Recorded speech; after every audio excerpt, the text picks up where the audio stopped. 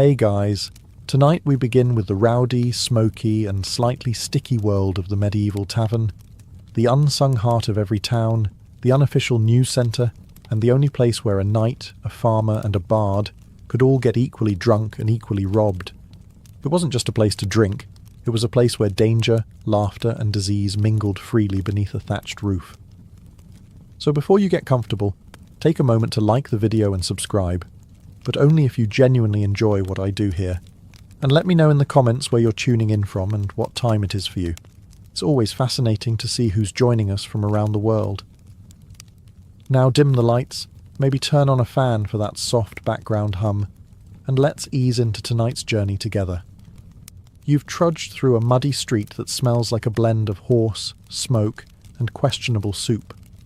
It's raining, of course, or just finished, so everything's slick, including your only pair of shoes. You're tired, you're hungry, and you've nearly been run over by a cart full of turnips twice. You need a drink. So how do you find a tavern in a medieval town?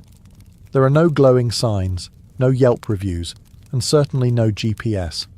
What you do have are your ears. Just follow the noise. Somewhere, past the blacksmith's forge and the fishmonger yelling about his fresh river eels, is a chorus of laughter, shouting, and someone aggressively singing about a goose. And there it is. A crooked wooden building, leaning slightly as if even the architecture has had one too many. Hanging above the door is a wooden sign, barely legible, with a crude painting of, is that a barrel? Or a bear? Or maybe both? Either way, this is it. Welcome to the tavern. The front step is slick with ale, and as you push open the heavy, iron-hinged door, it lets out a creak so long and dramatic it might qualify as its own form of entertainment. Instantly, warm air and the rich perfume of smoke, wet wool, stale beer, and mystery meat hit your face like a drunken handshake. You've made it. Inside, the ceiling is low enough to make tall men duck and drunk men bump their heads. The floor is dirt. Not metaphorically, literally, though someone's laid down straw in an attempt to pretend it's cleaner. It isn't. There are no private booths, no waiters with menus, and no such thing as quiet conversation. This is a medieval tavern, and it only comes in two settings: rowdy and closed due to fire. You spot an open seat at a lopsided bench near the hearth, but it's wet. With what, you don't ask. Someone nearby is arguing about a stolen chicken. Another is passed out with a ladle still in his hand. A one-eyed dog gnaws on a bone under a table like he pays rent there. And this, friend, is just the entrance. You've only just arrived, and already it smells like a night to remember, or forget. As the heavy tavern door slams shut behind you, the darkness wraps around your senses like a damp wool blanket, warm, uncomfortable, and slightly suspicious. Your eyes adjust slowly. Candlelight flickers against soot-stained walls, casting dancing shadows that make even the chairs look like they might pick a fight. The hearth blazes in the far corner, doubling as both heating and open-flame hazard. Smoke drifts lazily in the air, not quite escaping through the chimney that might be stuffed with a dead crow. But what hits you hardest isn't the noise or the heat, it's the smell. A medieval tavern's scent is less aromatic and more emotional trauma. The top notes are ale, warm, sour, and splashed liberally across every surface. Beneath that, sweat, years of it, human, horse, and maybe something mythical. Add a hint of mouldy bread, wet straw, and a whisper of boiled onions, and you have a blend no perfumer has dared bottle. The tables are carved with years of initials, crude drawings and knife scars. They wobble with a kind of stubborn pride. The benches creak under the weight of muddy boots, thick cloaks and questionable decisions. The floor? Dirt as promised, but layered with straw meant to soak up spills, spit, and the occasional unconscious customer. You step carefully. One wrong move and your foot sinks into something with a texture best left undescribed.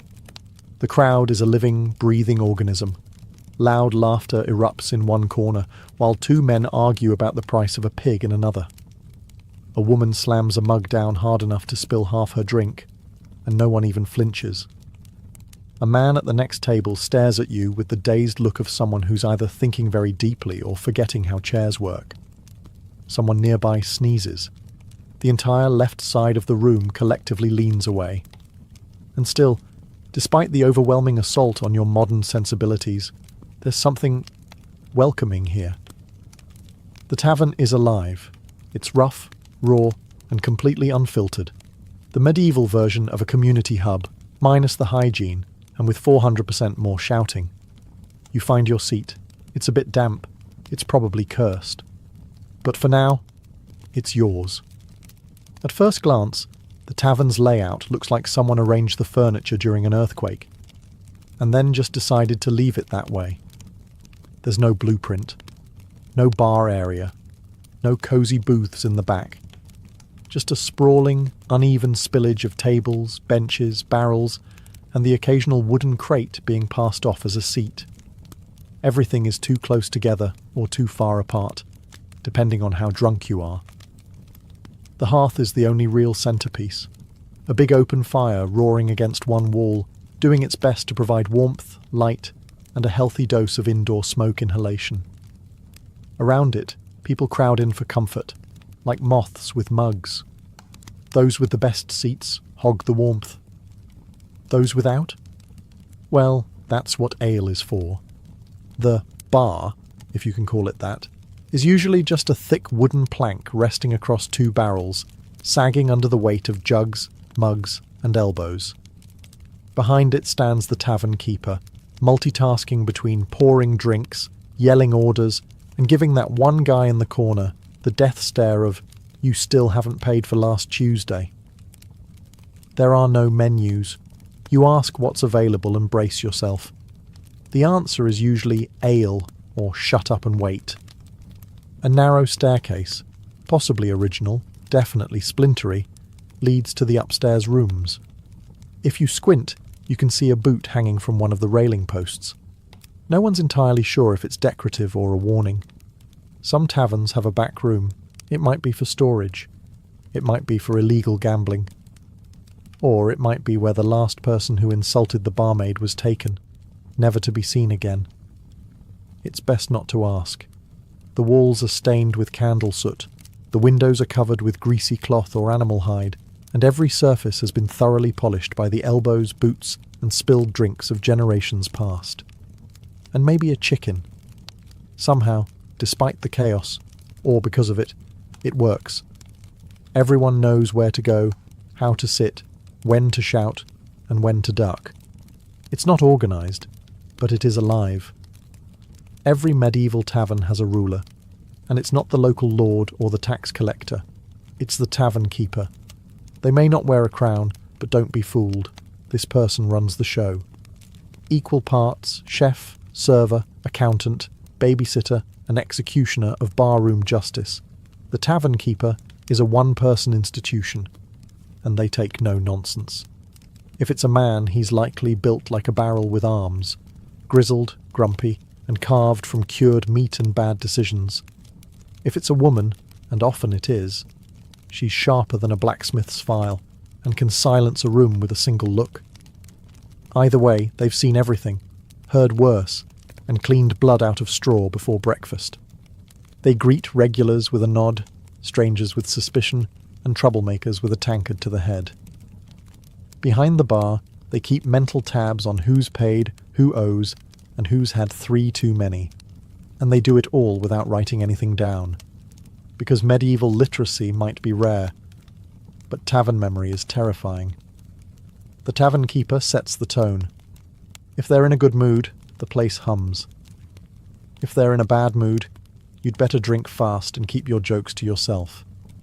They're the referee in every argument, the judge in every cheating scandal, and the first to grab a club when a fight breaks out. You do not mess with the tavern keeper. They also know everything. Who's in debt, who's having an affair, who arrived in town under a false name. Need information? Bribe the barkeep? Need protection? Sit near them? Need a favour? Better hope you didn't break a mug last week. Some have a helper, a son, daughter, spouse, or orphan they sort of adopted, and now make carry barrels twice their weight. These assistants run drinks, mop floors, and try not to spill anything or get stepped on by drunks. So while the tavern may feel like chaos to you, it's actually a very delicate ecosystem.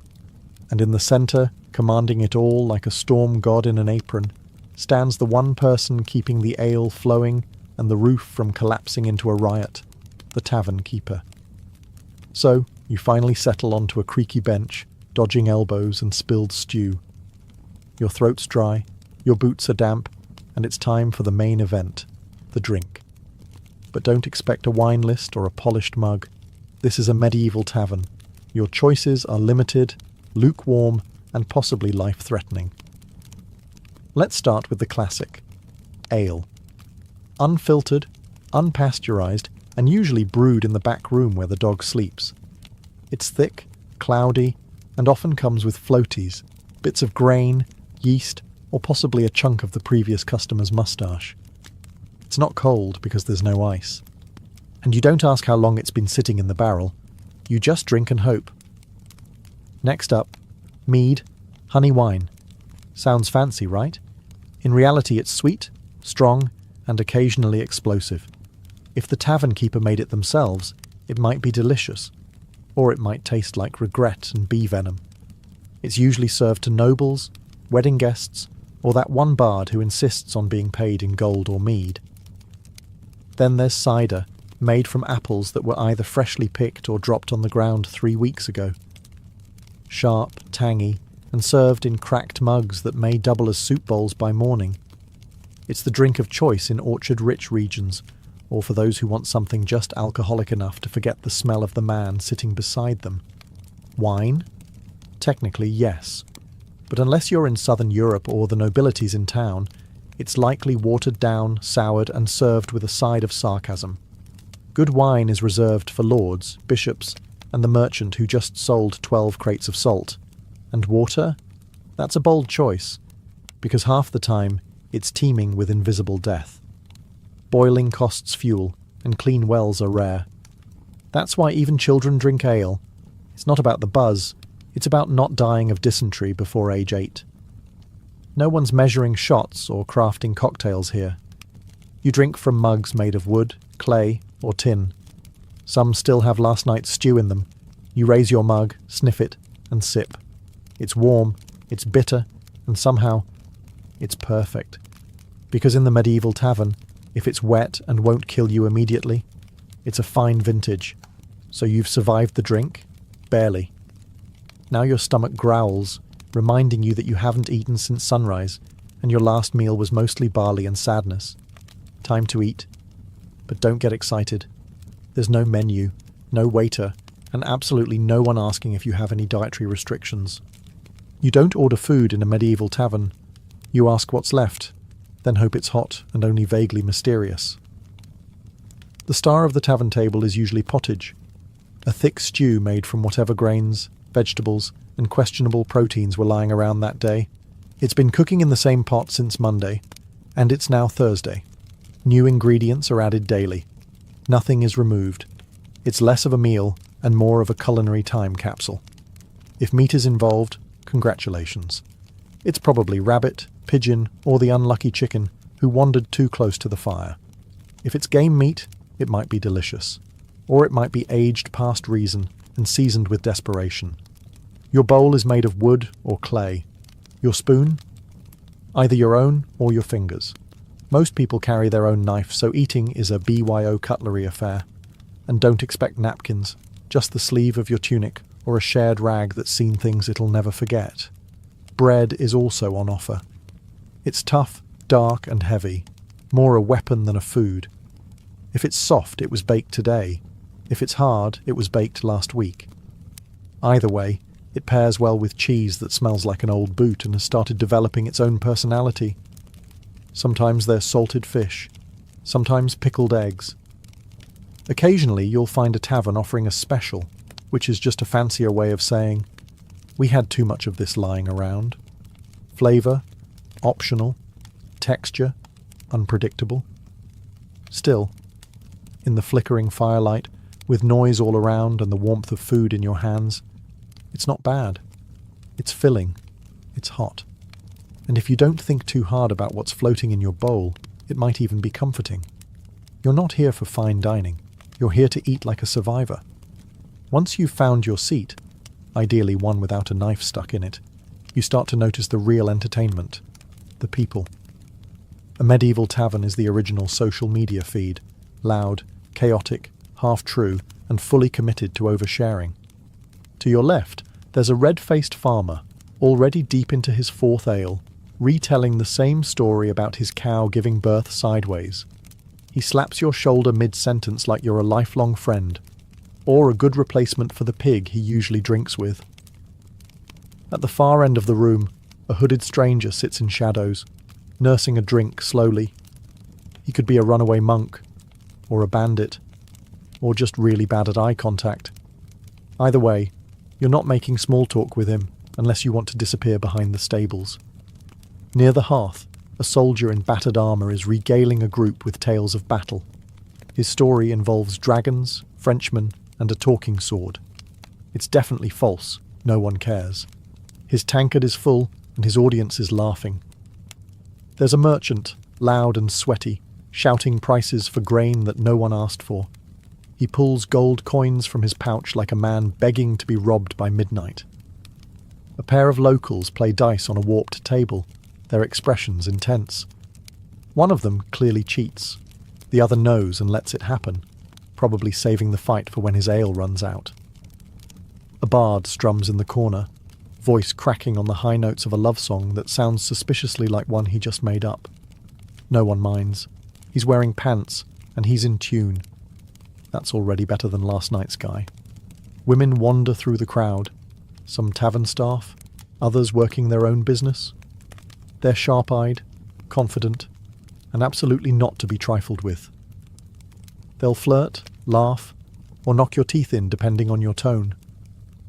Children occasionally dart between legs, swiping leftover bread or coin. No one stops them. It's just part of the rhythm. Everyone is watching, drinking, plotting, and pretending not to notice the man slumped under the table. This tavern isn't just a place to eat and drink. It's a living, breathing performance. And tonight, you're part of the cast.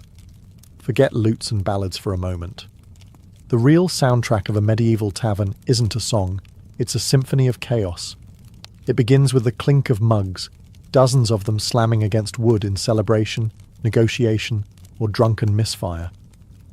Some clang cheerfully, others shatter completely. Both are met with cheers. Then comes the laughter. Big, loud, belly-deep laughter that sounds like it escaped from a wild boar. Most of it makes no sense. A farmer chuckles at his own joke about hay. A knight giggles at the word pottage. A monk wheezes uncontrollably every time someone says duck. You learn quickly not to ask. Voices layer over one another, each louder than the last, fighting for dominance like roosters in a coop. There's arguing, storytelling, shouting about taxes, and at least one person misquoting scripture to win a bet. The bartender yells orders while swatting flies. A barmaid shouts at a man who tried to grab her, and someone keeps repeating, "Another round," like a battle cry. And in the corner, the bard. With a half-tuned lute and 3 missing strings, he plays the same 4 chords on loop, occasionally bursting into verses about lost love, found chickens, or noblemen who wore their pants backwards. No one really listens, unless he starts singing about someone in the room, at which point things get very entertaining or very dangerous. Someone spills something. Someone burps loud enough to make the rafters tremble. Someone else falls off a bench and keeps talking from the floor like it's intentional. In the background, dogs bark, a goat bleats. Why is there a goat? And chairs scrape across dirt like thunderclaps in a wooden cavern. It's not peaceful, but it's oddly rhythmic. Occasionally the room goes quiet. Not by choice, just a sudden lull. It lasts exactly 3 seconds. Then someone farts heroically, and the music starts again. This isn't background noise.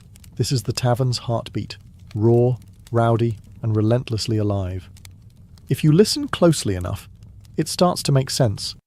A kind of harmony born from disorder. And like the rest of the tavern, it only gets louder the longer you stay. Once the ale starts flowing and the stew starts settling, the tavern transforms. It's no longer just a place to eat and drink. It becomes a medieval casino, minus the velvet ropes and with way more yelling. Gambling is the sport of the evening, and everyone plays, from weathered soldiers to barefoot boys with borrowed dice. There's no dealer, no pit boss, no regulation, just a cracked wooden table, a handful of copper coins, and the vague promise that someone's about to lose their dignity.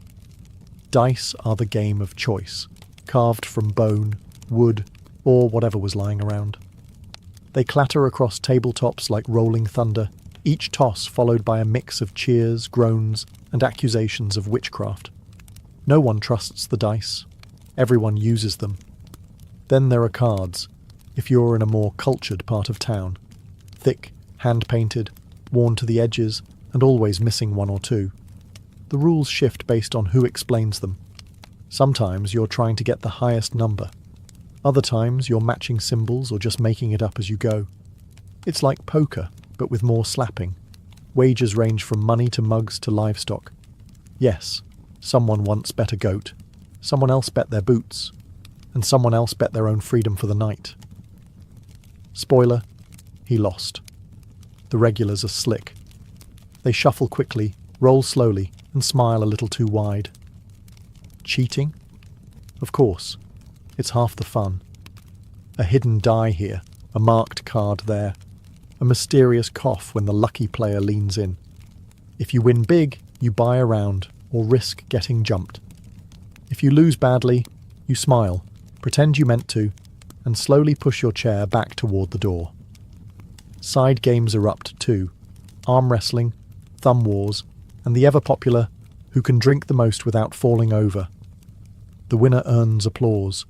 The loser earns a night under the table and a headache that lasts until next market day. But even when the rules are unclear and the stakes are absurd, the energy is addictive.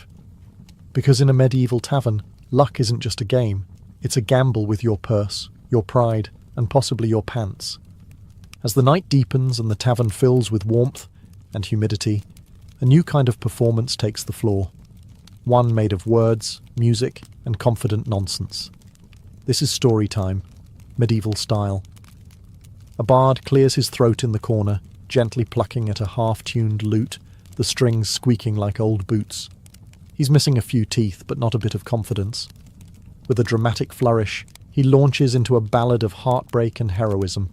Something about a knight who fell in love with a mermaid and drowned nobly while reciting poetry. No one believes him. Everyone listens anyway.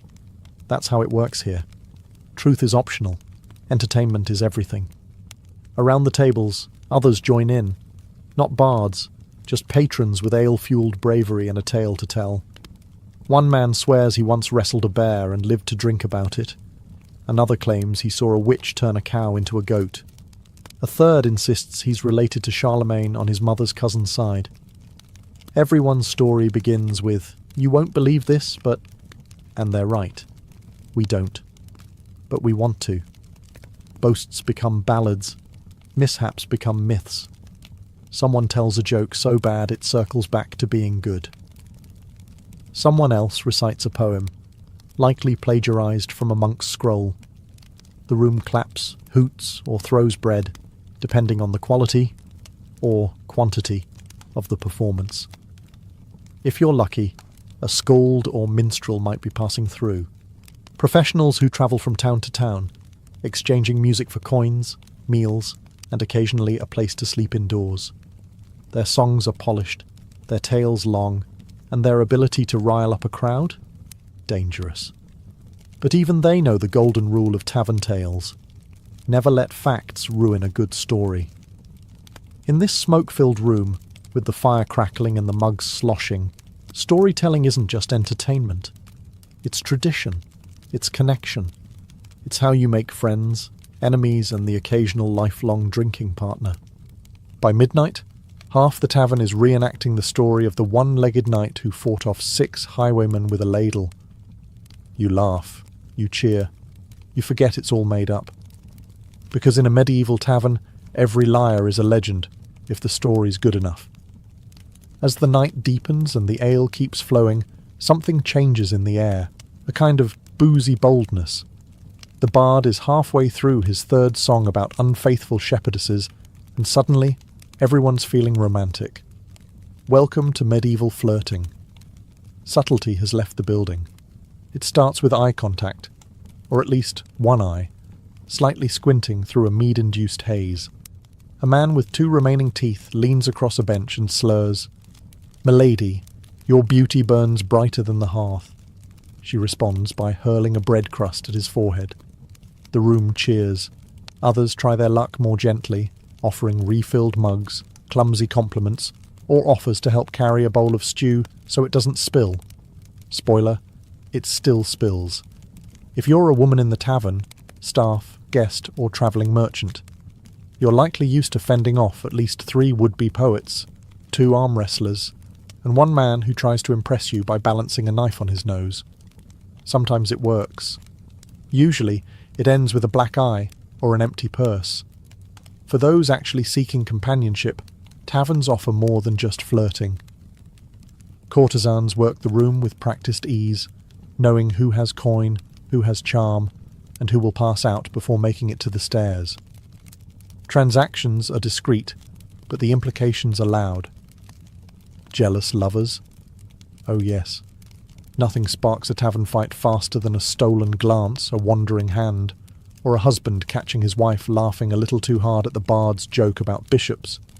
Tables are overturned, mugs are weaponized, a bench gets broken in half, again. And yet, somewhere in the middle of all this chaos, genuine sparks fly. A shy baker's daughter and a travelling stonemason laugh over shared stew.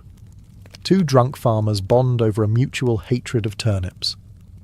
A monk accidentally flirts with a nun. Love, or something like it, survives in even the rowdiest corners. Because in the medieval tavern, romance is equal parts charm, chance, and not falling face first into your bowl mid-sentence. You might win a heart, you might earn a slap.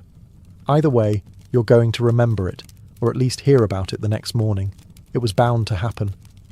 Maybe someone spilled a drink. Maybe someone accused someone else of cheating at dice. Maybe 2 people claimed the same bench and neither backed down.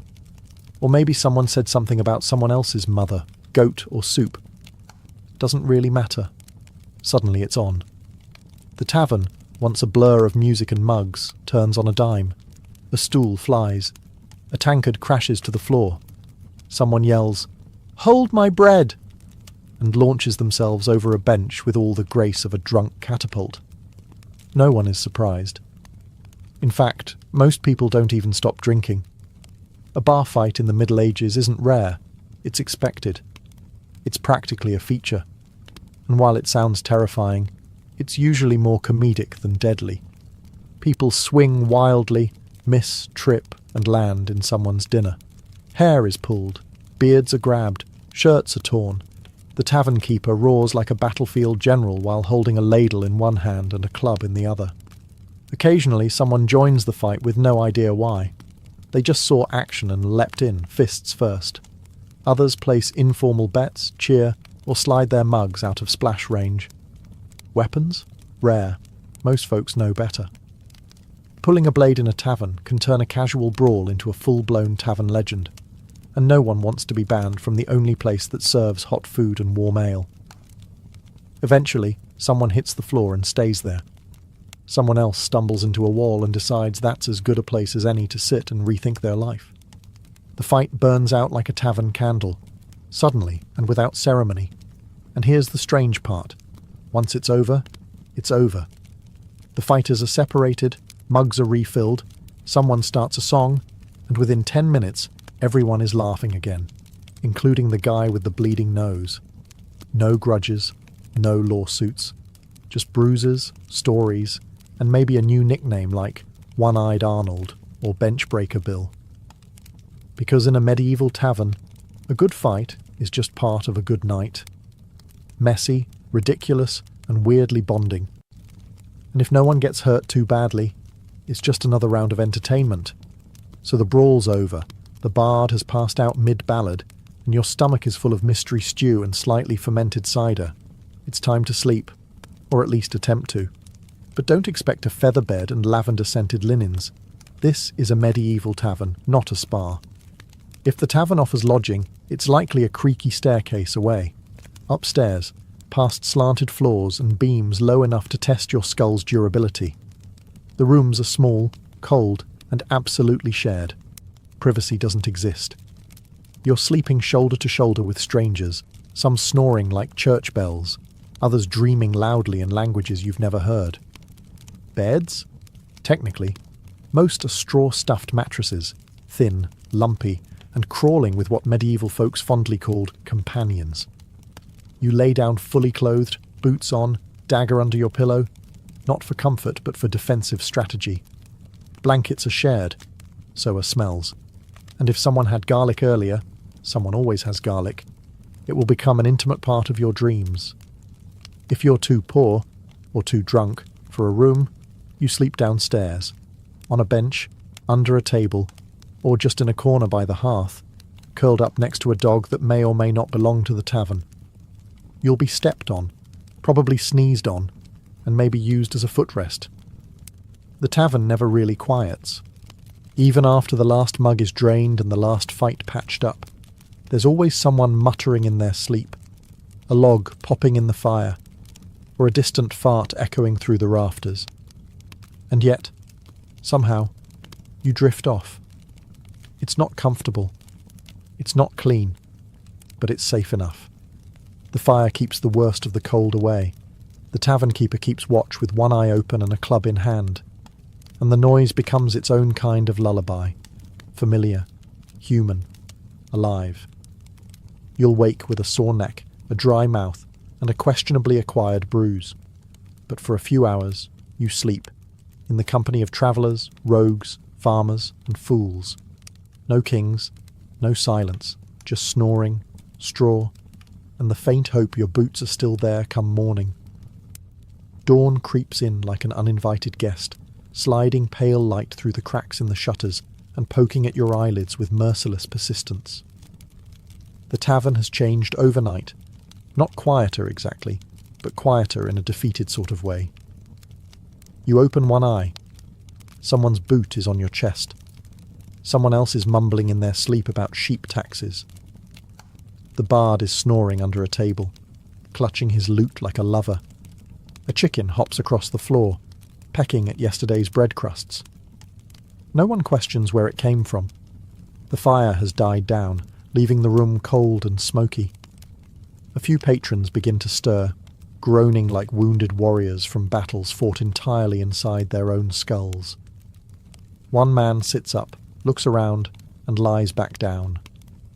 Having decided today isn't worth it. The tavern keeper is already up, because of course they are. Clattering mugs, sweeping straw into fresh piles, reheating something in a pot that smells both inviting and slightly vengeful. They shoot a look at the bodies on the floor, then bang a ladle against a mug like a morning bell from hell. Up or out? That's your wake-up call. There's no breakfast buffet. If you're lucky, there's more pottage, now even thicker than last night. Bread is rewarmed, ale is watered down, and no one has the strength to complain. Some patrons just dunk their heads in a barrel of rainwater outside and call it clean living. You check your pouch. 2 coins and a button. Better than expected. Your boots? Still here. One of them has a bite mark, but they're yours. A win. A few new faces trickle in. Early risers, travellers, workers in need of a drink before dealing with livestock, taxes, or worse, neighbours. The tavern begins to stir again, like a beast slowly waking. Someone starts retelling a story from last night. It's already changed, of course. Now there were 2 fights, and the bard's song summoned a ghost. Everyone nods like it's gospel. The night was chaos. The morning is groggy, grimy, and full of regret. And yet, you smile. Because somehow, you survived it. By now, You've felt the sweat, the smoke, the sticky ale under your boots. You've survived the shouting, the flirting, the pottage, and possibly a flying bench. And through all that, one thing becomes clear. The medieval tavern wasn't just a drinking hole, it was the beating heart of the community.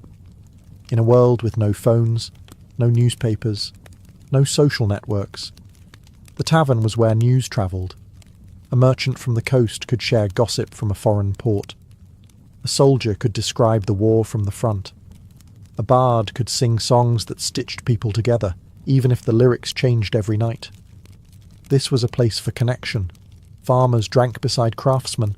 Pilgrims shared bread with thieves.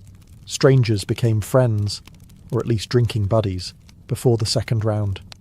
Here, social classes blurred, rumours were born, alliances were made, and grudges were buried, or fuelled further, depending on how the dice rolled.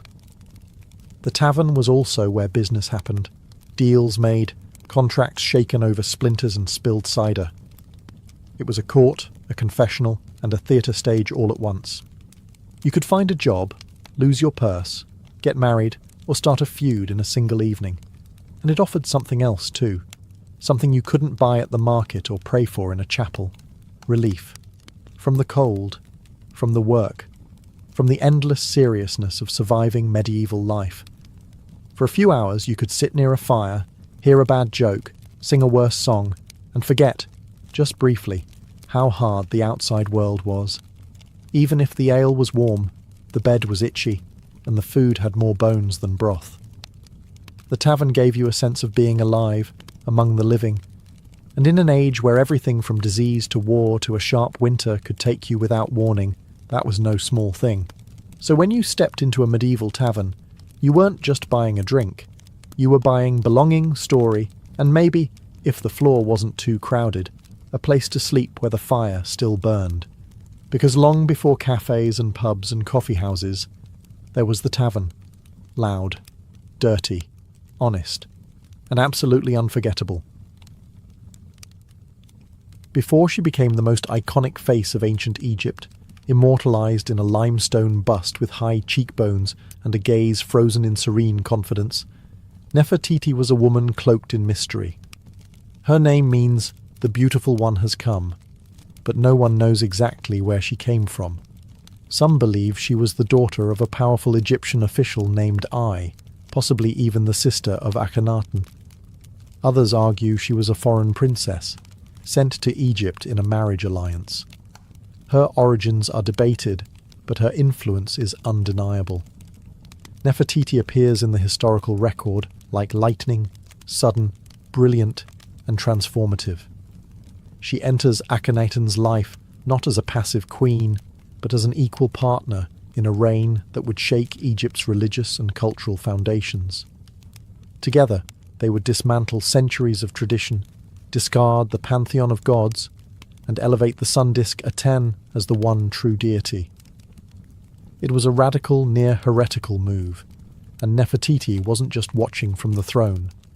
She was leading ceremonies, making offerings, even depicted in art-smiting enemies, a role typically reserved for male pharaohs. Unlike other queens who were relegated to the background, Nefertiti was ever present. She appears in more artwork from the period than even Akhenaten himself. In these depictions, she isn't cloaked in subservience. She stands tall, sometimes larger than life, holding power quite literally in her hands. And in a society where pharaohs were divine, her proximity to Akhenaten, both spiritually and politically, suggested something more. Perhaps she wasn't just queen. Perhaps she was co-ruler. But this rise wasn't without tension. Egypt was not ready for the upheaval. The old priesthood resented the loss of their gods and temples. The capital moved to a new city, Akhetaten, today known as Amarna, cutting ties with the old ways. And through it all, Nefertiti was there, her figure etched into stone walls, her name sung in hymns to the sun. Yet, for all her visibility in life, her death is a complete vanishing act. No tomb, no body, no confirmed end. Just silence. It's as if history, after showcasing her brilliance, suddenly chose to look away. And that, perhaps, is where her legend truly begins. To understand Nefertiti's rise, you must first meet the man who changed everything, Pharaoh Akhenaten. He wasn't born with that name. He was originally Amenhotep IV, a prince in line with a 1,000-year legacy of gods and tradition. But something shifted inside him. Some call it divine inspiration, others say madness. When he became king, he turned his back on the mighty god Amun and declared a new truth. There was only one god worth worshipping, the sun itself, the Aten. This wasn't just a religious shift. It was an earthquake that cracked the bedrock of Egyptian civilization. Imagine a society built around temples, priests, and rituals being told overnight that their gods were false, their worship obsolete. Akhenaten didn't just preach monotheism, he enforced it. The temples of Amun were shut down. His name was chiseled off monuments. Statues were smashed. Entire cities were abandoned. In their place, Akhenaten built something new. Akhetaten, a city dedicated solely to Aten, where the sun would rise directly between the cliffs and bathe the city in sacred light. And through it all, Nefertiti stood at his side, not as a silent consort, but as a full participant. In the reliefs of the period, she's shown worshipping Aten with the same reverence as Akhenaten. Their daughters are often depicted with them, heads tilted toward the radiant sun. It was a family portrait unlike anything in Egyptian art before or since. Even the style of the art changed, no longer stiff and formal, but loose, exaggerated, sometimes even intimate. The king and queen kissing, playing with their children, praying in soft robes beneath the sun. Nefertiti was everywhere in this new world. At times, she even overshadowed her husband. Some historians believe she held real political power, maybe even acted as co-regent. There are inscriptions that refer to her as Neferneferuaten, a name some believe she used when she began ruling in her own right. It's unclear if Akhenaten shared the throne out of love, strategy, or necessity, but it was clear. Without Nefertiti, this revolution may not have held together as long as it did.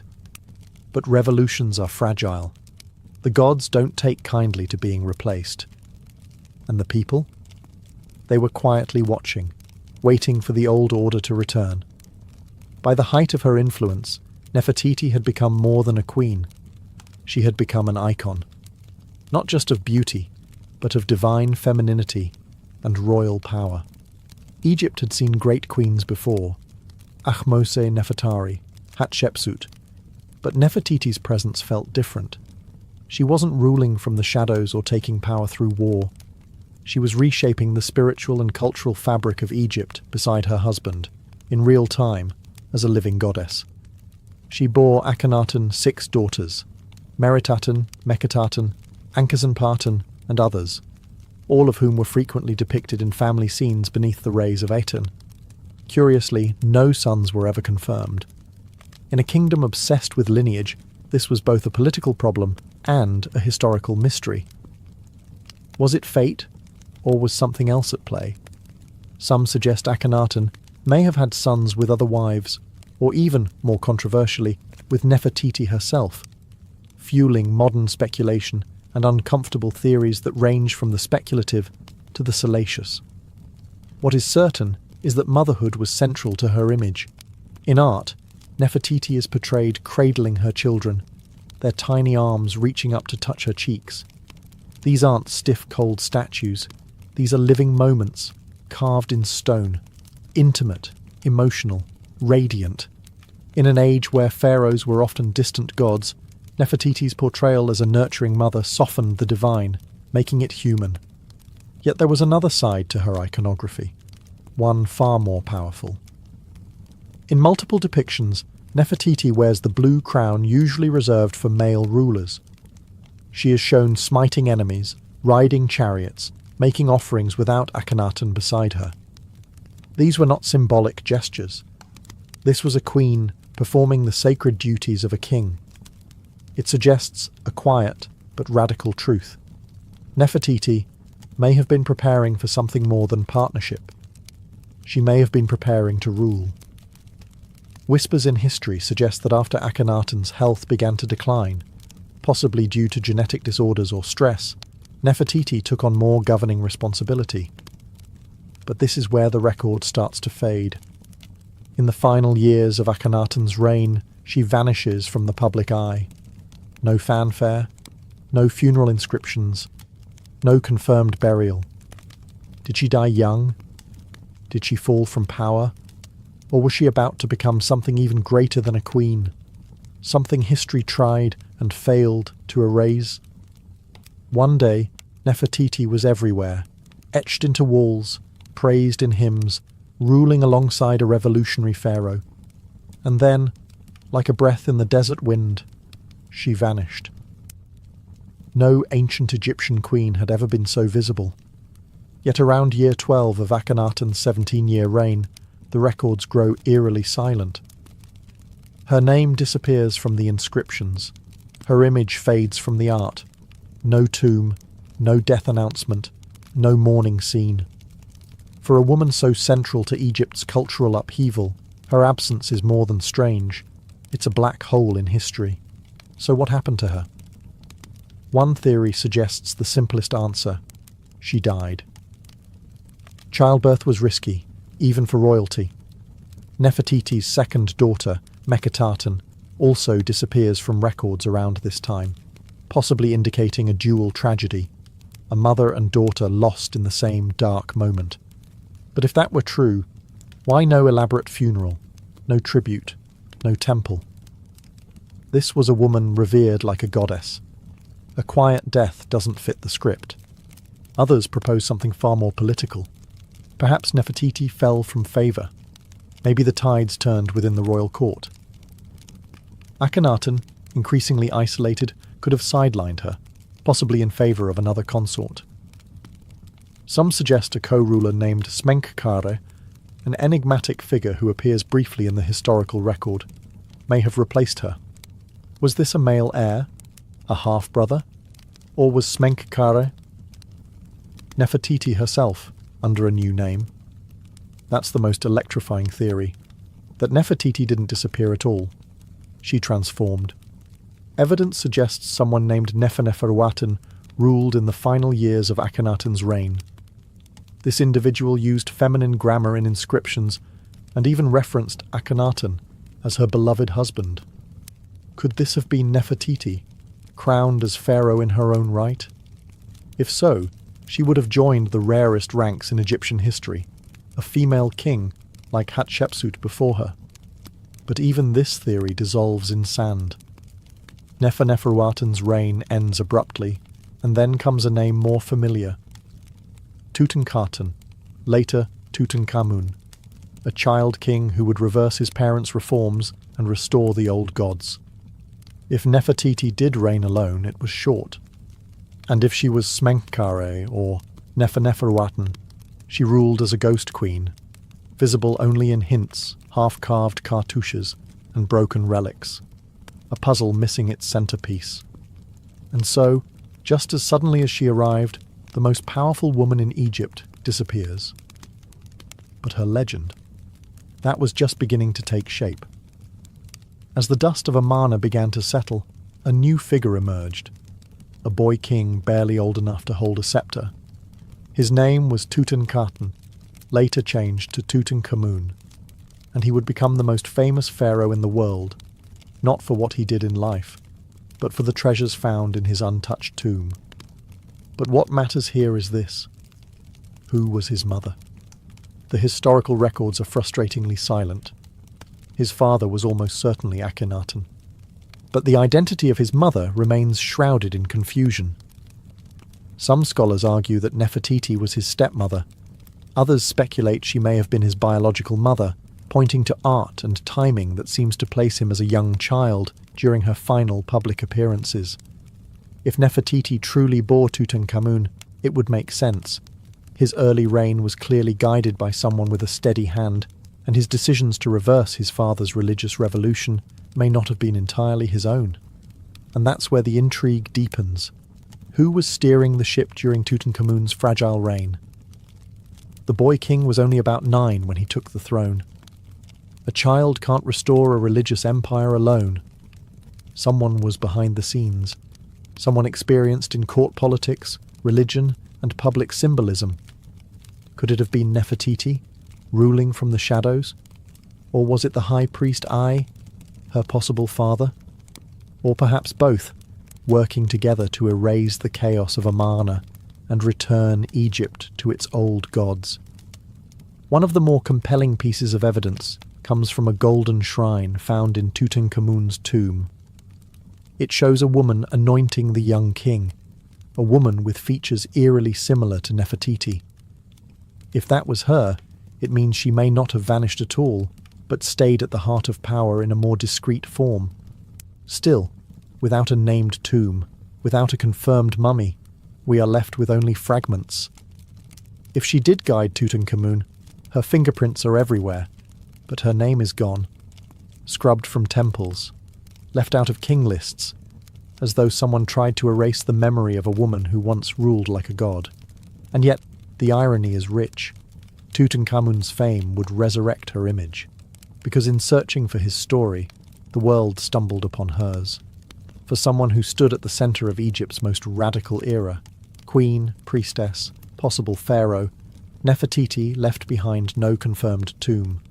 Not a single monument bears her death rites, no sarcophagus, no funerary mask, no inscription whispering her final words to the gods. It's as though she evaporated. This absence has haunted Egyptologists for over a century. In a culture obsessed with the afterlife, where every noble was embalmed, mummified, and buried with instructions for the soul's journey, how could one of the most powerful women in Egyptian history be lost? Theories abound. One possibility is that she was buried hastily and without ceremony in the waning years of the Amarna period. Perhaps her radical legacy made her dangerous in the eyes of the new regime. Her tomb may have been dismantled, her name defaced, part of the sweeping effort to erase the memory of Akhenaten's heresy. After all, the return to traditional gods was swift, and vengeance in stone-cut hieroglyphs was common. Another, more tantalizing theory suggests her tomb was never truly lost. It was simply misidentified or still hidden. Some researchers propose that she lies within the Valley of the Kings itself, concealed behind the walls of Tutankhamun's tomb. In 2015, radar scans of KV-62, the famed tomb of King Tut, indicated possible hidden chambers. Was Nefertiti buried just inches away, sealed off and forgotten beneath layers of history and gold? That idea captured the world's imagination. A queen sleeping just beyond reach. Egyptologists held their breath, but further scans yielded inconclusive results. Excavations slowed, funding dried up, and once again Nefertiti retreated into myth. Yet her absence is loud. We have her images, dozens, perhaps hundreds, her likeness captured in stone and pigment. Her bust, now in Berlin, still gazes with unfathomable grace across museum glass, as if she knows something we don't, as if she's waiting. Every year, new digs continue in Amarna and the valley. Every year, whispers stir. Could a sealed chamber finally give up her secrets? Could a cartouche in forgotten sand spell her true name? Or is she destined to remain the eternal riddle, an unfinished sentence in the story of Egypt? If history buried her, it didn't succeed for long, because the search for Nefertiti never truly stopped. It only deepened. If her tomb was never found, and her body never identified, why do we still remember Nefertiti? The answer sits behind museum glass, beneath soft lights in Berlin's Neues Museum. A painted limestone sculpture that has captivated the world since its rediscovery in 1912. The bust of Nefertiti. She gazes forward with poise and serenity, her long neck graceful, her blue crown distinct, and her features so refined they almost feel modern. One eye is unfinished, perhaps left that way intentionally, or perhaps a forgotten detail during the workshop's final days. Yet, even incomplete, she is timeless, unforgettable. The bust was discovered by German archaeologist Ludwig Borchardt in the ruins of the sculptor Thutmose's studio at Amarna. When he brushed away the dust and revealed her face, he knew instantly what he had found. In his diary he wrote, "No use describing it, you have to see it." And once the world did, Nefertiti became not just a historical figure, but a global symbol of beauty, of power, of ancient enigma. But even her bust is not without controversy. Germany acquired the artifact during a time of loose antiquities laws, and Egypt has been requesting its return for decades. To the Egyptians, she belongs home, in the land whose sun once touched her skin, where she stood beneath Aten's rays. But Germany has refused. They claim her fragility makes her unsafe to travel. Others say it's about prestige. Nefertiti brings in crowds. She is, after all, their Mona Lisa. Still, her presence, wherever she may be, has changed how the world sees ancient women. She wasn't just a passive beauty. Her bust captures something regal, assertive, almost challenging. She looks like someone who held secrets, made decisions, changed the course of empires. And she did. It's remarkable how a single sculpture, delicate and silent, can resurrect someone lost to time. We may never find her tomb.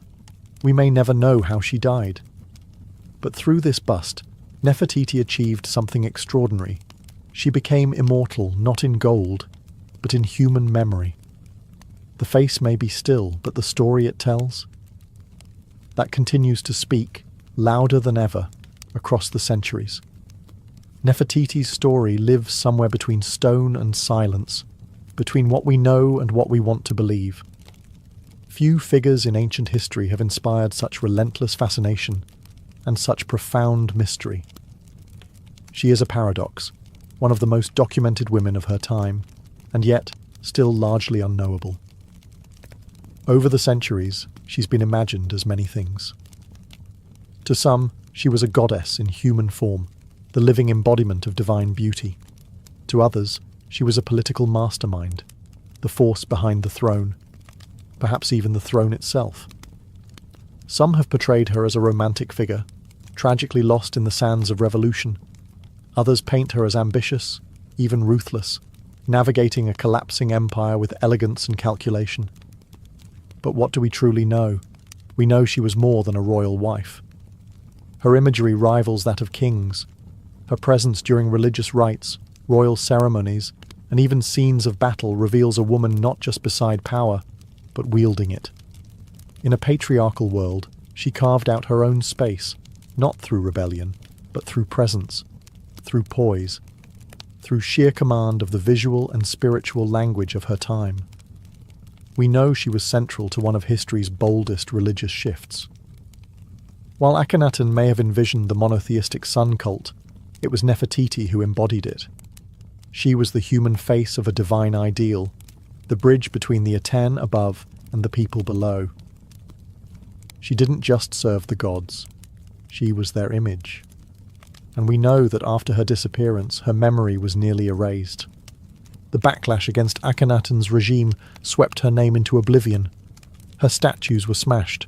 Her inscriptions were defaced. Her role in history intentionally buried. Yet here we are, 3,000 years later, still whispering her name. Why? Because myth has a way of surviving where facts cannot. Because when a woman becomes both an icon and an enigma, she slips into a space where time can't reach her. Because sometimes the questions echo louder than the answers. And maybe, just maybe, that's exactly how Nefertiti wanted it. To be remembered, not explained. To be admired, not contained. To live forever, not as a woman of one tomb, but as a queen of endless speculation. More than 3 millennia have passed since Nefertiti last walked beneath Egypt's sun, yet her shadow still stretches across our world, etched in museum glass, whispered through academic halls, splashed across the pages of novels and screens of documentaries. Unlike most historical figures, she hasn't faded into the past. If anything, she grows larger with time.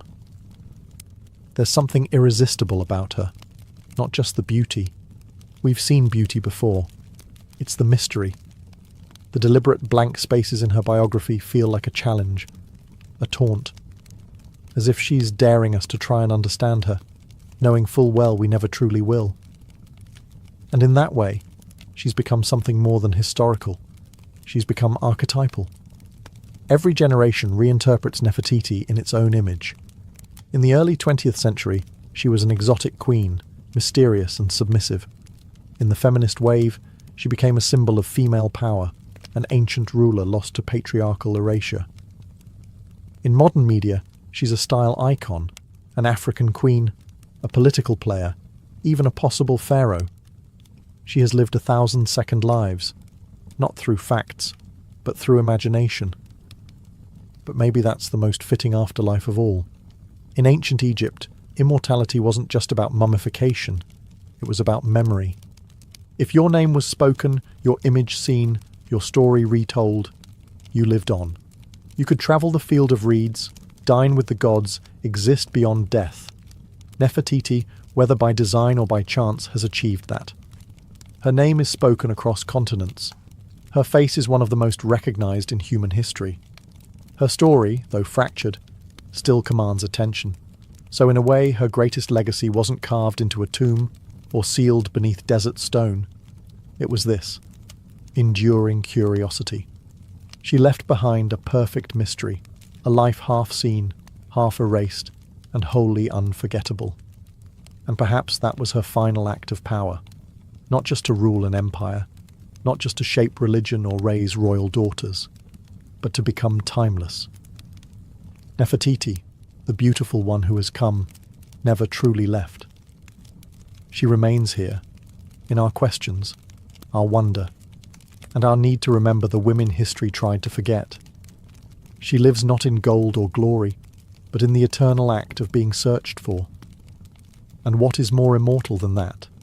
China, where the clouds hang low and the wind hums through bamboo groves, a dragon lies coiled. But it is no myth, no fire-breathing beast of legend. This dragon is made of earth and stone, carved by centuries of calloused hands and patient vision. It is the Longji rice terraces, known to locals as the dragon's backbone, and its curves ripple across the mountainside like scales, shimmering with water, rice, and ancient pride. From a distance, the terraces resemble a sleeping creature. Hills ripple with rhythmic precision, each layer rising and falling like the sinew of a living form. But step closer, and you'll find something even more alive. Water flows in soft whispers along carefully dug channels. Seedlings flutter in the breeze, and at dawn, the morning mist drapes the landscape like breath rising from the dragon's nostrils. These terraces weren't built in haste. Their story began over 700 years ago, when the Zhuang and Yao people, ethnic minorities with deep ties to the mountains, chose to tame the slopes rather than abandon them. Flat land was scarce. Machinery was non-existent. And so they looked to the mountain and asked a simple question: how do we feed ourselves here? The answer took generations. Armed with little more than stone tools and bamboo baskets, they carved the hills inch by inch, year by year. With each level built, they not only shaped the land, they taught it to breathe with them. Rainfall became resource, slope became sustenance. Rice, the staple of life, began to grow where gravity once ruled, and over time, the terraces began to resemble a dragon in repose, strong, eternal, sacred. This was more than agriculture. It was harmony, a silent pact between humans and nature. No part of the mountain was wasted, and no part was forced to bend violently. Instead, the people worked with the earth, shaping it in curves and swells, listening to the wind, following the water. Today, the dragon's backbone still feeds entire villages. But more than that, it reminds us what patience can build. In a world racing forward, here lies a dragon that was never chased, only carved, layer by layer, dream by dream. To walk among the Longji rice terraces is to step into a world carved by persistence. There is no illusion here, no machine tracks, no corporate survey markers. What stretches across these mountains are the fingerprints of human endurance. Every curve, every slope, every drop of water has been arranged, stone by stone, with hands that knew the pulse of the land. Centuries ago, when the Zhuang and Yao peoples first looked upon these steep and unforgiving hillsides, they did not see obstacles. They saw opportunity. The lowlands were already taken, the fertile valleys already sown. But up here, amid the rugged peaks, there was possibility, if only they could make the earth listen. With no heavy tools they began. Wooden shovels, stone hoes, baskets of mud and rubble carried on backs worn by time. Slowly, terraces began to form, horizontal veins across the mountain, held in place by hand-stacked stone walls. These weren't accidental cuts into the slope. They were calculated. Each level had to be perfectly balanced, not only to hold water, but to carry it from one tier to the next without waste. One miscalculation could cause an entire section to collapse. Too steep and the water would rush, too flat and it would stagnate. So they measured not with rulers, but with generations of intuition. Children learned from their elders. Elders watched the seasons, and the mountain, in time, gave in, not with surrender, but with trust. And the result? A landscape that defies nature by flowing with it. From the valley base to the cloud-kissed peaks, these terraces rise like a spiral staircase to the sky. They mirror the topography with elegance, almost as if the mountain grew them itself. But no, the mountain did not shape these curves. Humans did. With no engines, no concrete, no architectural degrees. Just time, just trial and error, just the belief that land, no matter how steep, can be made to serve life. Today, the terraces remain functional, still farmed, still repaired, still respected. No bulldozers, no shortcuts. The old ways survive not because they resist the future, but because they proved something rare. That tradition, when rooted deep enough, can outlast every storm. If the dragon's backbone is muscle and bone, then water is its blood. It flows quietly, without pumps or engines, tracing ancient channels that slip from mountaintop springs into every terrace below. This hydraulic choreography is no accident.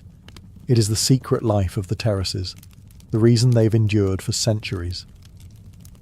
At the top of the mountain, rainwater and natural springs are caught in narrow ditches and earthen canals. From there, gravity becomes the farmer's silent ally. The water descends through terrace after terrace, pooling gently in each field before spilling into the next. This design, fluid, seamless, ensures that every patch of rice receives what it needs. No more, no less. There are no valves, no switches. Control lies in subtle gates made of stone or wood, adjusted by hand and habit. If one terrace overflows, it could flood the next. If one leaks, a drought may follow. And so the villagers, guardians of this delicate system, walk the ridges daily, checking, adjusting, listening to the sound of flow. It's less like farming, more like playing an instrument. One wrong note, and the whole song is off. But the water does more than feed rice. It mirrors the sky. In spring, when the terraces are first flooded, the paddies turn to glass. They reflect the clouds, the sun, even the stars on a clear night. Visitors often describe the sight as surreal, like the mountain has become a living mirror, reflecting both heaven and earth. Then comes summer. The water thickens with stalks of green. The reflection fades, replaced by movement, rippling rice plants swaying in the wind like an emerald sea. In autumn, the water glistens through the gold of ripened grain, and in winter, when farming ceases, snow and frost replace the flowing current. The dragon sleeps, but the channels remain, quiet veins awaiting spring. Time moves differently here, not by hours, but by moisture, by the first trickle of mountain thaw, by the sound of frogs returning, by the scent of wet soil. In a world that measures time in seconds, The people of Longji still measure it in seasons and drops, and so the dragon lives, not in fire and flight, but in ripples of water, pulsing gently through a living masterpiece of stone and soil. Spring in the Longji Mountains begins not with blossoms but with water. As the snow melts in the higher peaks, streams trickle downward, breathing life into the waiting terraces. The mirror-like paddies are ready. The dragon stirs, and the people prepare for the ritual that ties them to every generation before them, planting the first seed. There is no grand announcement, only quiet movement. Farmers, young and old, rise with the mist. They walk barefoot along the narrow ridges, straw hats low over their eyes, baskets balanced on their backs. The air is thick with the scent of soaked soil and mountain wind. The paddies, flooded just days earlier, now shimmer like polished jade. This is not a task for machines. It never has been. Each rice seedling, grown in nursery beds, is transplanted by hand, one by one, line by line. The workers step into the cold water and press the tender stalks into the mud with gentle fingers. It's a rhythm that feels almost sacred. Back bent, arm out, hand press, repeat. All day, sometimes for weeks. Children follow, splashing in the shallows, mimicking their elders. They learn not from textbooks, but by standing in the water, feeling the resistance of mud, learning the spacing by eye. It's how knowledge survives here, lived, not spoken. Planting is more than labour. It is ceremony. Offerings are made to the mountain spirits. Songs are sung. In some villages, elders scatter the first handful of seedlings as a blessing. Every field planted is a promise, to the land, to the ancestors, to the children, yet to come. The pace is unhurried. No one rushes the dragon. No one races the mountain. Instead, the rhythm of planting becomes a meditation, a slow dance of human and nature, of patience and purpose. And as the days pass, green shoots begin to rise from the watery fields like whispers. From this moment forward, the terraces will grow not just rice, but hope. Each seed is a prayer, each row a quiet defiance against hunger and haste. And so begins the cycle once again, not with noise or fire, but with hands in mud and hearts in the sky. The dragon is awake, the mountain breathes, and the future is planted, one seed at a time. Scattered along the ridgelines and nestled in the crooks of the terraces are the heartbeats of the dragon's backbone. Villages like Ping'an, Dazhai, and Jingkeng. These are not just settlements. They are living museums of heritage, where every home, path, and balcony clings to the mountain like a memory that refuses to fade. The houses are built of timber, resting on stilts to protect them from the rains and the steepness of the slope. Their rooftops, dark and slanted, mirror the lines of the terraces they overlook. From above, they seem like wooden lanterns floating on waves of green. Inside, life is simple, warm, and deeply communal. Generations share a home. Meals are cooked over wood fires. The smell of rice wine and bamboo smoke drifts into the mountain air. The people here belong to ethnic minorities, the Zhuang and the Red Yao, each with their own language, customs and stories. You'll recognize the Yao women instantly. Their long black hair, uncut since childhood, is coiled into elegant shapes atop their heads. Some let it fall like silk waterfalls when they bathe in the river, a scene so graceful it borders on myth. Despite modernization creeping up the mountain trails, traditions hold strong. Hand-woven clothes dyed in indigo, wooden looms creaking in quiet rooms, music played on reed pipes and bronze drums during village festivals. Weddings still involve ritual dances. The harvest is still welcomed with song. Hospitality is not a transaction here, it's a reflex. Guests are offered tea brewed from local leaves, rice wine in carved gourds, and stories passed down from elders who remember the mountain before electricity arrived. They speak of dragons in the mist, of ancestors who first carved the hills, of spirits who still guard the fields. And though tourism now brings visitors from every corner of the world, the rhythm of village life continues, largely undisturbed. The rice still grows. The rituals still mark the seasons. The terraces, like the people, endure, not by resisting change, but by absorbing it slowly, carefully, like water descending one level at a time. Here, within the dragon's coils, life is not rushed. It flows, it echoes, it remembers. To walk the terraces of Longji is to walk through layers of myth. The hills are not just soil and stone. They're alive with stories whispered through bamboo groves and carried on the wind. For the villagers, these mountains are not merely land. They are sacred beings, shaped by gods, guarded by spirits, and inhabited by tales passed from one generation to the next. The most enduring legend speaks of a sleeping dragon whose body stretches across the ridges. Its spine rises in coils, the very terraces themselves.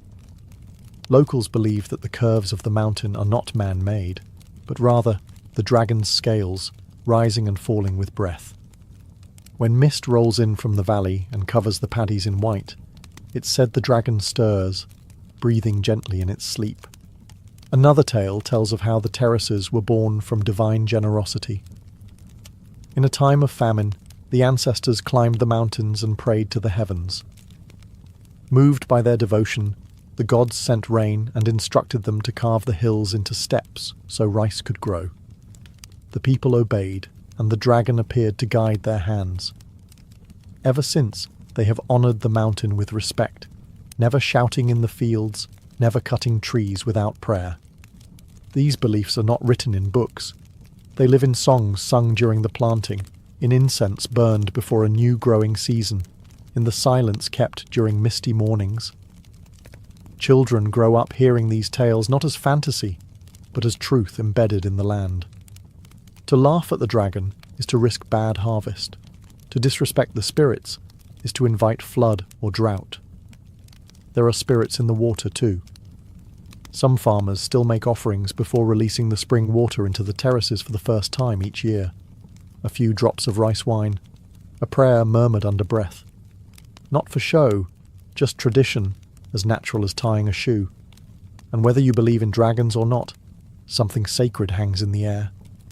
Maybe it's the silence, maybe it's the clouds, or maybe it's the quiet certainty that this place is more than human work. It's a story, still being told, written not in ink, but in stone, water, and rice. For centuries, the dragon's backbone was a secret kept by the mountains, remote, quiet, and known only to those who called it home. But no place, no matter how sacred, remains untouched forever. The road came. The wires followed.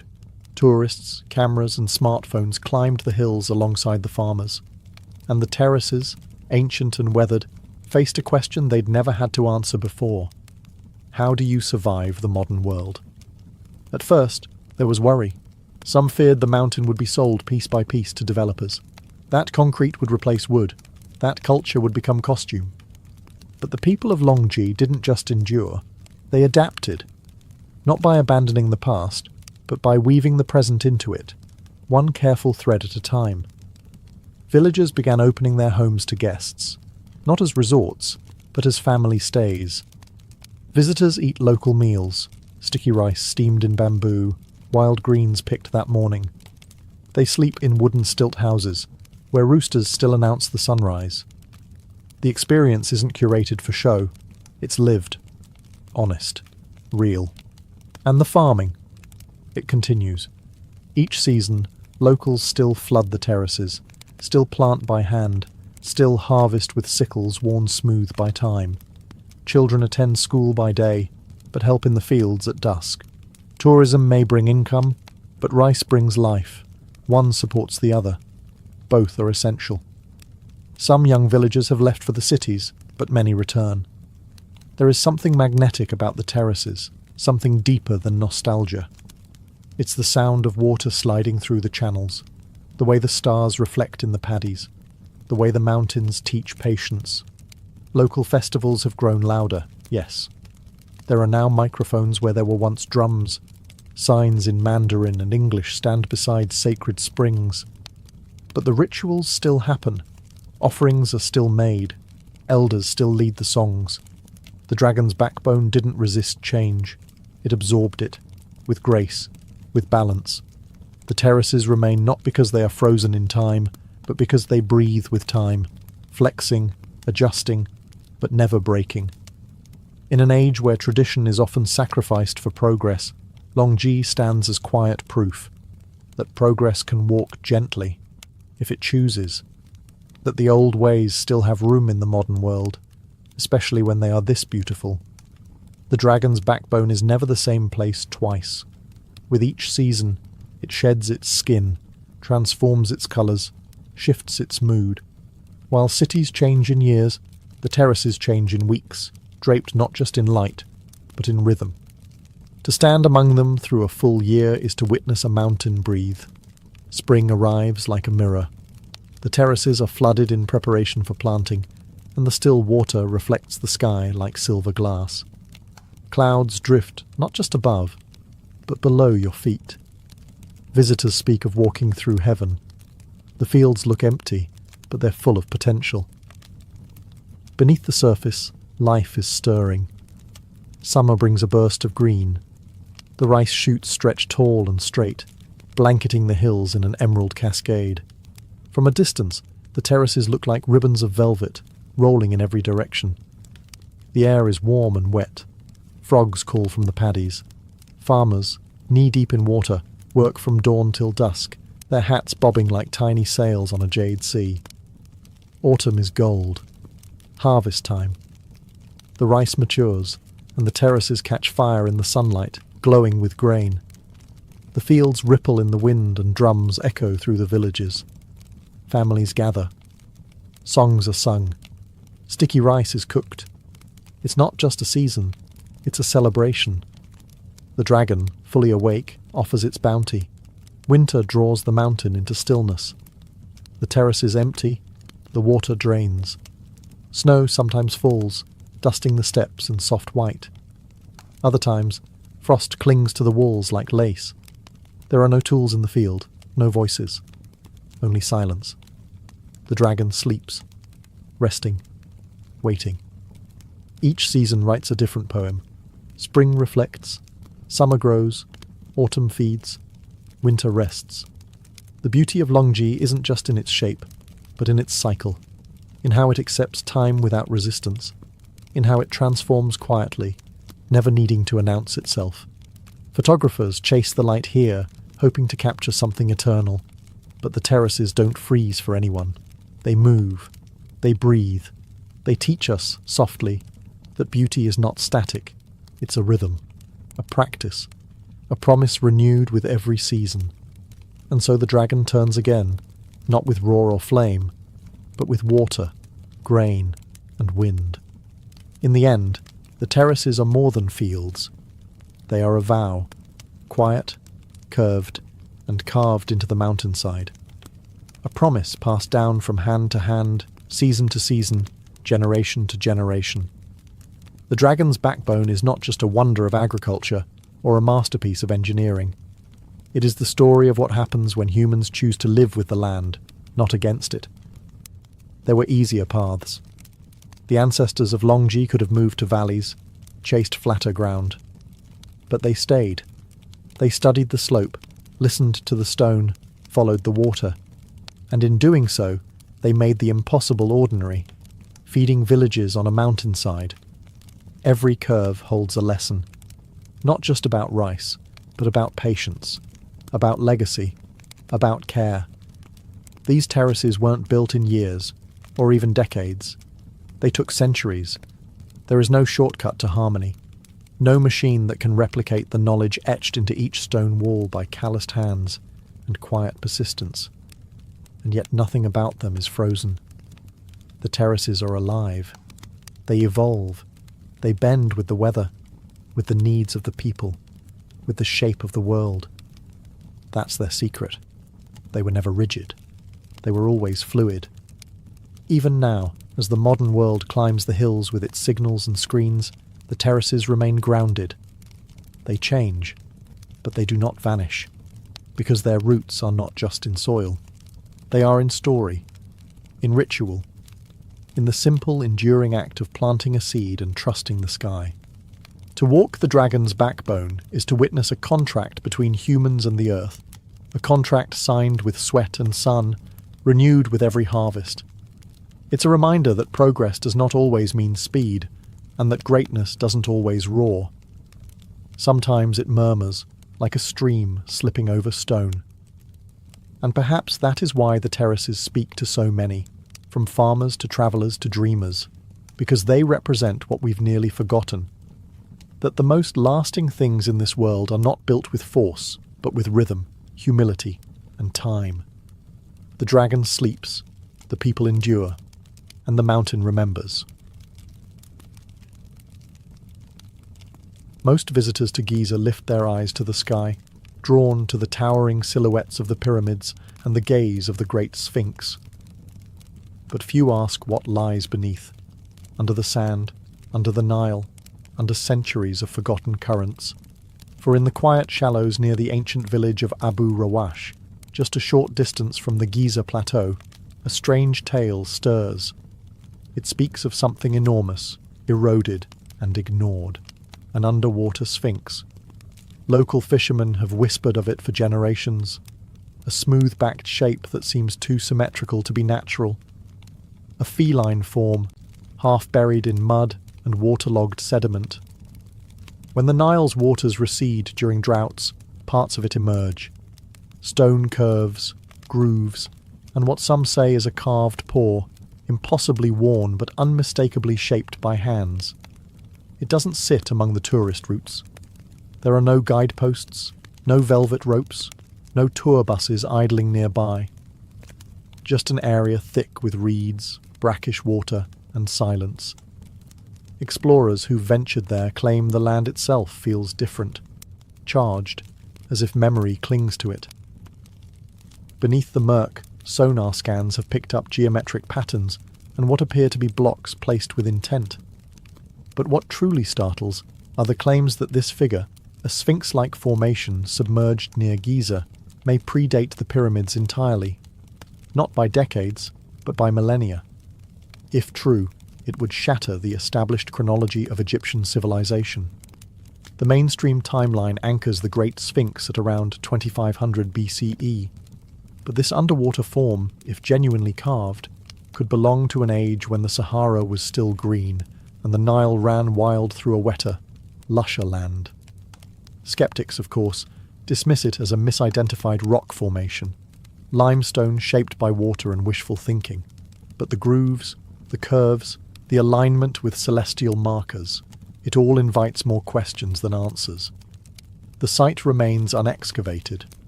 Official archaeologists have largely ignored it. Perhaps it's nothing. Perhaps it's everything, a relic not just of Egypt's past, but of a world lost to flood and time. For now, the so-called underwater Sphinx lies quiet, not sleeping, waiting, and if it could speak, one wonders what secrets it would tell, and why so many seem determined not to listen. The legend of the underwater Sphinx moved from whispered folklore to global curiosity in the 1980s. That's when a few independent researchers and divers began publishing strange reports, accounts of a massive lion-bodied figure partially submerged near the Giza plateau. Early photographs were grainy, inconclusive, and often dismissed. But they sparked something that couldn't be put back in the bottle: curiosity, and more dangerously, doubt. One of the most vocal early proponents was an amateur Egyptologist who claimed to have seen a weathered monument deep beneath silt and flood layers during a brief drought window. According to him, the figure wasn't an isolated rock or erosion trick. It had geometry, legs, symmetry, even the faint suggestion of a carved face. Naturally, this challenged the traditional narrative. Egyptology, as a discipline, rests on structure and established timelines. Most scholars place the construction of the Giza pyramids and the Great Sphinx at around 2500 BCE during the reign of Pharaoh Khafra. The suggestion of another Sphinx, older and partially submerged, would require rethinking not just Egyptian history, but the timeline of human civilization itself. Mainstream academics responded with caution, even disdain. Without peer-reviewed excavation, carbon dating, or stratigraphic studies, the claim couldn't be taken seriously. Many argued the so-called underwater sphinx was likely a natural formation, limestone weathered by thousands of years of Nile flooding and sediment erosion. In Egypt, they pointed out, nature often mimics the intentional. Wind, water, and time are capable sculptors, but the photos kept circulating. The sonar readings continued to show odd patterns, too regular, too smooth, too suggestive. And then came the theorists. Authors, filmmakers, and fringe historians began building stories around the mystery. That the Sphinx was a relic of a forgotten civilization, perhaps Atlantean, perhaps pre-dynastic Egyptian, lost in a flood that scoured the Sahara. They pointed to water erosion patterns on the original Great Sphinx, argued for lost technologies, and hinted that what lay beneath the Nile might be far older than accepted memory allows. The debate grew louder, but the ground remained still. No official dig was launched, no museum claimed it, and the Sphinx, if that's what it is, remained right where it always had been, buried in silt, caught between myth and mud. The idea that something near Giza might predate the pyramids isn't just provocative, it's revolutionary. If the underwater Sphinx is more than erosion or coincidence, then Egypt's story didn't begin in the 4th dynasty. It began before it, deep in prehistory, when the Sahara was a green savanna and the Nile roamed wider, wilder, and less predictable. This possibility gained traction in the 1990s when geologist Dr. Robert Schoch studied the Great Sphinx itself. He argued that the deep vertical weathering on the Sphinx's enclosure wasn't caused by wind and sand, but by rainfall, heavy, sustained, ancient rainfall, which hadn't touched the Giza Plateau since at least 7000 BCE. That pushed the possible date of the Sphinx back by thousands of years, well before the first pharaohs carved names into stone. If water shaped the original Sphinx, could water also have hidden an even older sibling? The so-called underwater Sphinx sits in a lower region near ancient floodplains. Some satellite imagery and ground-penetrating radar suggest possible foundations, rectangular outlines, and deliberate shaping, all buried beneath silt and seasonal water. These signs hint that the site may not just be older than the Sphinx.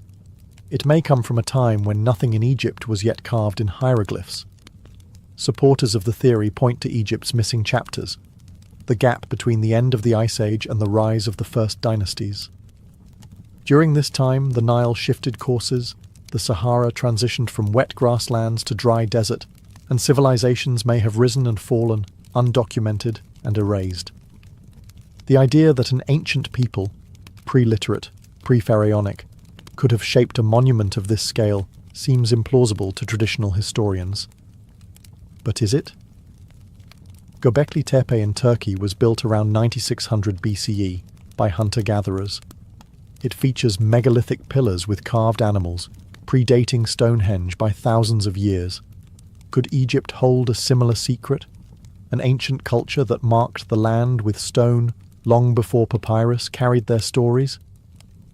If the underwater Sphinx was built in such a time, it would change everything we know about human history. It would suggest not just forgotten ruins, but a forgotten age, one that may have whispered to the builders of Giza, leaving behind more than myth, perhaps a monument drowned, then forgotten. Stone doesn't lie, it remembers, and around the site of the so-called underwater Sphinx, it tells a quiet but persistent story, not just of time, but of water. Sediment layers, erosion marks, and flood patterns hint at a history long before the desert became dry, long before the Nile settled into its familiar course, long before the pharaohs carved their names into history. Geologists who have examined photographs and data from the site near Abu Rawash note peculiar erosion marks, smooth, rounded grooves that suggest prolonged exposure to flowing water. Not wind, not sand, but rainfall and movement, forces absent from this region for thousands of years. Similar arguments have been made about the Great Sphinx itself, especially its enclosure wall. Critics of the standard timeline point out that the deep vertical fissures seen on the Sphinx's surrounding trench don't resemble wind erosion at all. They mimic rainfall, heavy, sustained prehistoric rain. Now, at the possible underwater Sphinx site, we see the same signature, only this time hidden beneath a shallow flood basin. During periods of low Nile flow or excavation, parts of the structure are said to rise into view, lion-like haunches, shoulders, and a foundation that seems too level to be natural. Researchers who have surveyed the area note that the basin is geologically active, with high clay content and evidence of ancient water tables fluctuating violently. The stone there is heavily worn, but not randomly. The wear follows the shape of the structure itself, flowing in lines that suggest deliberate carving, then drowning. Some sediment layers around the site date back to the early Holocene, when Egypt was wetter, greener, and prone to massive flooding. If a monument had been carved then, it could have stood for centuries before being swallowed by mud, forgotten by shifting populations, and buried under the Nile's wandering silt. Skeptics argue this is all coincidence, natural formations teased into myth by hopeful eyes. But water doesn't form symmetry. It doesn't carve pores. It doesn't create aligned foundations or echo the geometry of a known sphinx just a few miles away. So the question deepens. If water erased this monument from view, what else has it taken with it? And more urgently, how much of history still lies hidden beneath the surface? If the underwater sphinx is truly there, silent, carved, and ancient, why hasn't it been excavated?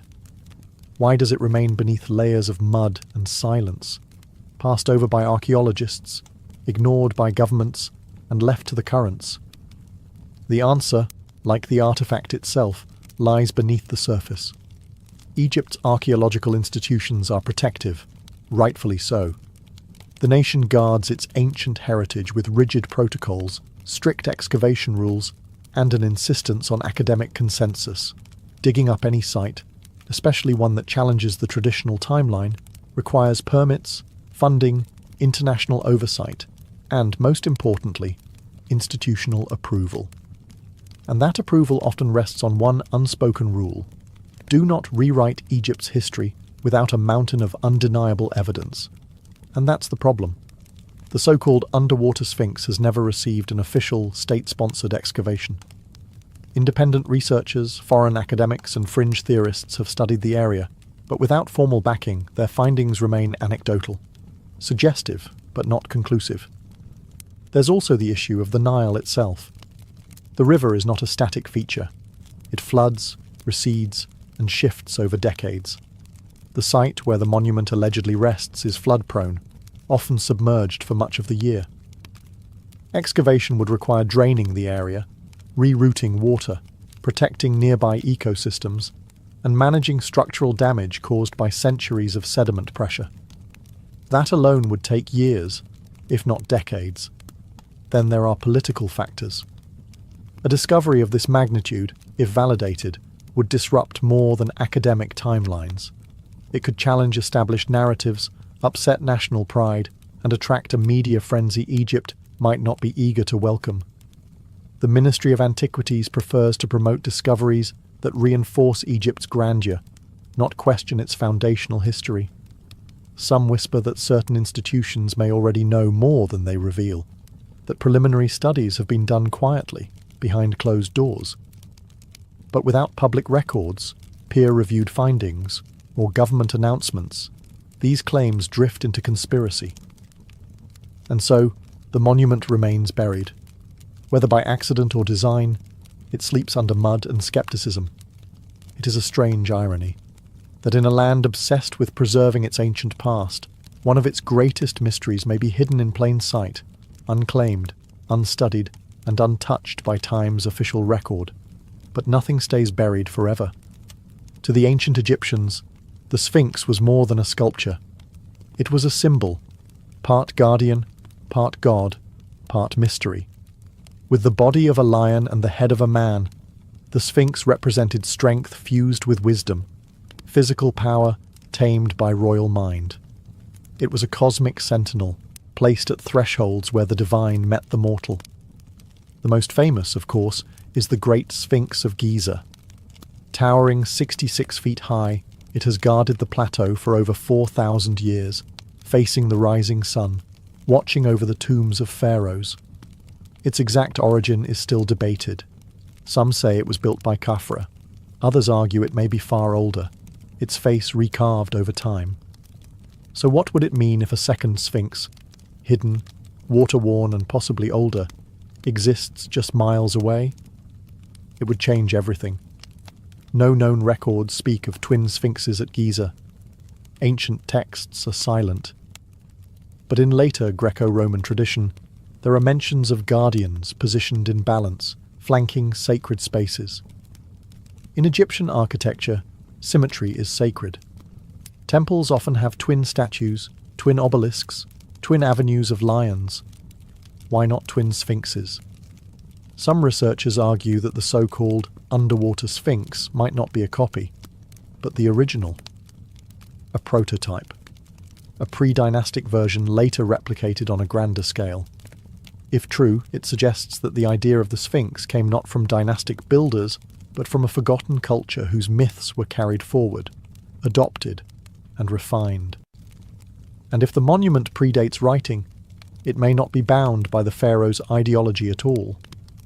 Its purpose could have been astronomical, ritualistic, or even commemorative, marking an event, a flood, or a forgotten god. The lion shape itself is no accident. In ancient Egypt, lions represented the horizon, the gate of dawn and dusk.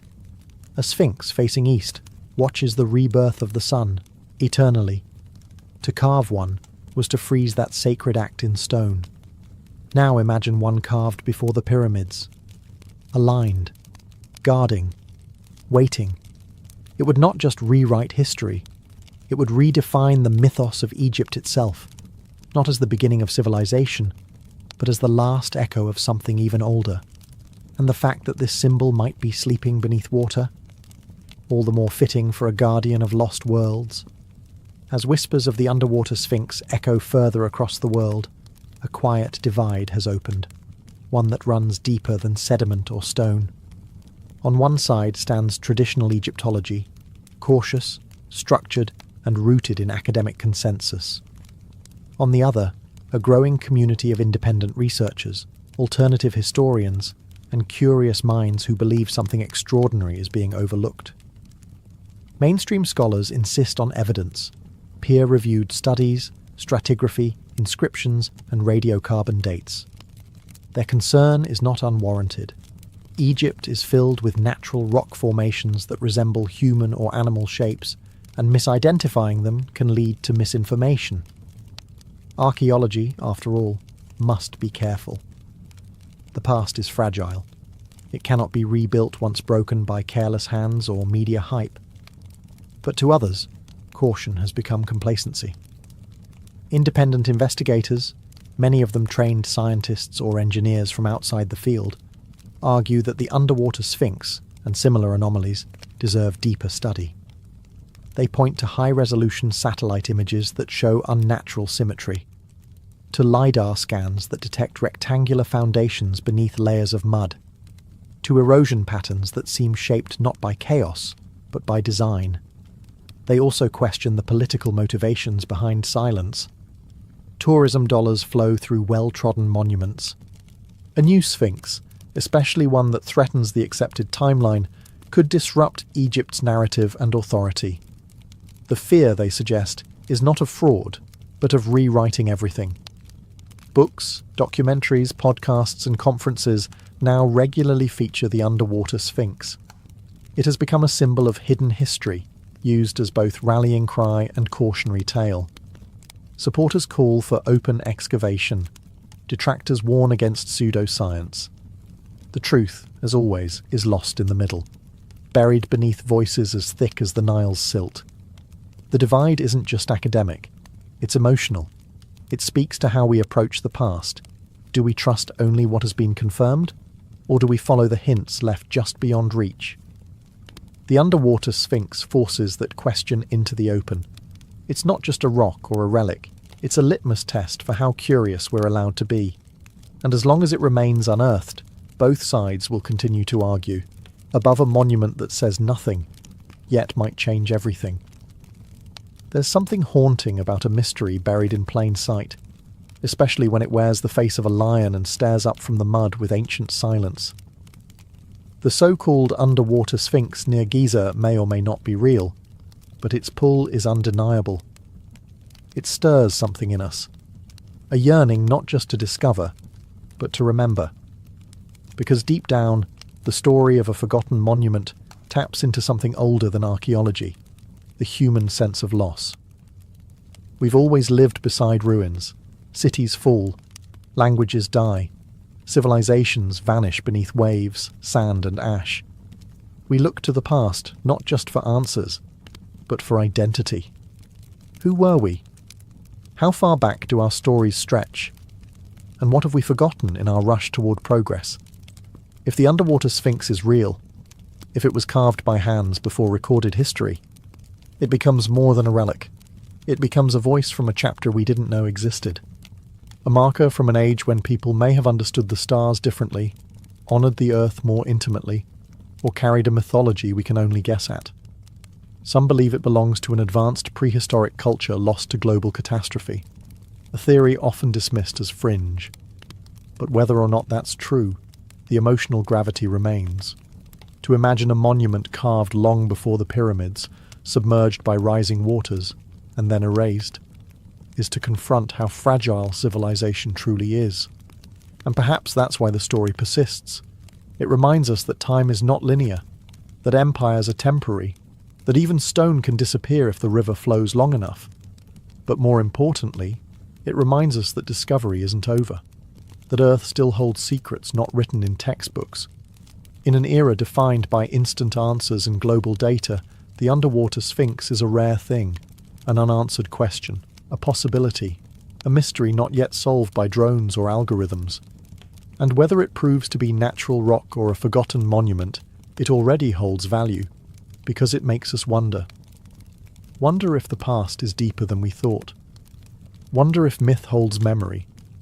Wonder what lies just beneath the surface, waiting for someone to listen. The underwater Sphinx of Giza, whether carved or accidental, confirmed or dismissed, remains where it has always been, beneath the surface, beneath the mud, the water, the weight of time. It has no plaque, no name, no spotlight, and yet it speaks softly in the absence of answers. For every monument we've unearthed in Egypt, there are others still buried, still waiting. Some are too fragile to uncover, others are lost to the shifting Nile, drowned beneath layers of silt and secrecy. And a few, like this one, sit in plain view, ignored not because they lack importance, but because they ask questions we're not yet ready to answer. Maybe that's what makes the underwater Sphinx so powerful. Not its size, not its age, but its silence. It forces us to confront the limits of what we know and the discomfort of what we might have overlooked. In truth, it may never be excavated. Politics, funding, and tradition form walls taller than any tomb. But that doesn't mean it's irrelevant. Quite the opposite. The monument's very obscurity has turned it into a mirror, reflecting not just what lies buried, but what we choose to remember, and what we choose to forget. It also reminds us that history is not a closed book. It's a living puzzle, scattered across landscapes and shorelines, waiting for a shift in tide, a change in thinking, or a brave question to unsettle the dust. Perhaps one day the water will recede and the full form will rise, paws, face, and all. Perhaps radar will confirm what myth has long suspected, or perhaps the mystery will remain, passed from generation to generation, like a whisper between stones. But whether monument or mirage, the underwater Sphinx already serves its greatest purpose. It stirs the imagination, and in a world drowning in certainty, that may be its greatest gift. Because maybe the most ancient things aren't just buried in sand or time. Maybe they're buried in us, in our need to explore, to remember, and to believe that somewhere out there, beneath waves or desert, the past still breathes, and still waits to be found.